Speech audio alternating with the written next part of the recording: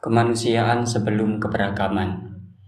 Kalau kita ada waktu luang dan punya rasa penasaran yang tinggi ketika sedang membaca Al-Quran, cobalah sesekali membandingkan ayat-ayat yang berbicara tentang sholat dan waris. Percaya sama saya, kita akan menemukan sesuatu yang unik di sana. Misalnya ketika Al-Quran membicarakan sholat, redaksi yang ada berkutat pada bagaimana Allah mewajibkan sholat kepada kita, hambanya. Soal bagaimana cara menjalankannya tidak diatur di sana, tapi dari riwayat dan hadis-hadis Nabi Muhammad SAW. Uniknya ketika Al-Quran bicara mengenai waris, teks yang ada cukup detail, bahkan sampai siapa saja penerimanya disebut. Berapa bagian harta waris yang diterimanya juga ada, sangat-sangat komprehensif.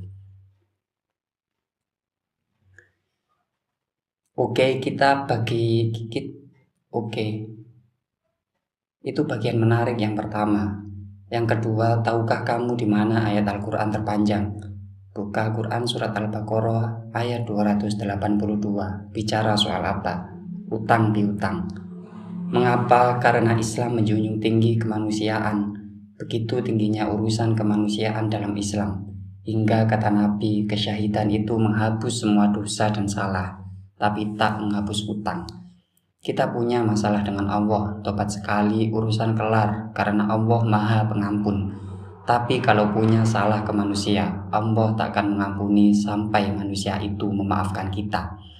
Kata Nabi dalam sabdanya riwayat Imam Bukhari, barang siapa yang mempunyai kezaliman kepada saudaranya mengenai hartanya atau kehormatannya, maka diminta dihalalkanlah kepadanya dari dosanya itu sebelum datang hari kiamat. Ketika kita sholat lalu ada sesuatu yang mengancam diri kita atau orang lain, maka kita harus melakukan sholat khauf, yakni sholat sambil melakukan gerakan-gerakan untuk menyelamatkan diri atau orang lain dari berbahaya. Bahkan jika harus sampai membatalkannya, diwajibkan untuk membatalkannya demi keselamatan atau nyawa diri sendiri dan orang lain. Gambaran ini menunjukkan bahwa Allah sangat menghargai manusia, sampai peduli dengan keselamatan manusia. Itulah kenapa ketika Allah menyuruh kita bertakwa dalam Quran surat At-Taghabun ayat 16, Allah katakan kita hanya perlu melakukan sesuatu semampu kita. Allah juga berjanji dalam Quran surat Al-Baqarah ayat 286 untuk tak membebani kita di luar batas kemampuan kita. Haji bagi yang mampu, zakat bagi yang hartanya telah mencapai hitungan wajib zakat. Puasa boleh diganti di hari lain kalau tak mampu karena sakit, dalam perjalanan, dan lain-lain.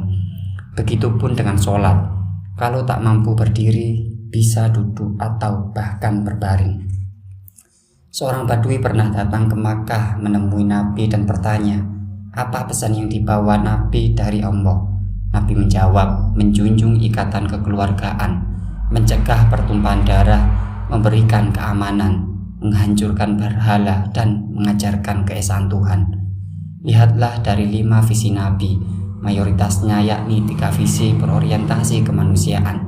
Itu menandakan bahwa Islam mendidik kita menjadi manusia yang baik, dan sebaik-baik manusia, kata Nabi, adalah bermanfaat bagi kemanusiaan. Begitu pula dalam khutbah perpisahan Nabi setelah haji yang terakhir, Nabi menegaskan poin-poin penting agama Islam adalah kewajiban menjaga nyawa dan harta manusia, harkat dan martabat perempuan, dan pelarangan pada semua praktek ekonomi yang diskriminatif dan eksploitatif. Dan puncaknya Allah dalam Quran surat Al-Maidah ayat 32 menegaskan bahwa siapa yang membunuh satu nyawa, maka seperti membunuh seluruh umat manusia.